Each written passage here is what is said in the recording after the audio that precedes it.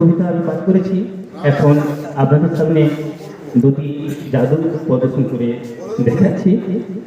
তো আমি বিভিন্ন জায়গায় অনুষ্ঠানে গিয়ে প্রায়ই একটা সমস্যায় পড়ি, সেটা হচ্ছে মাইক্রোফোনের সমস্যা।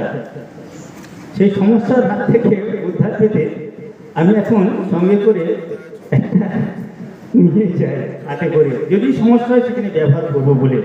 তো এখানে খুব সুন্দর ব্যবস্থা এবং খুব ভালো মাইক্রোফোনের কাজ হচ্ছে।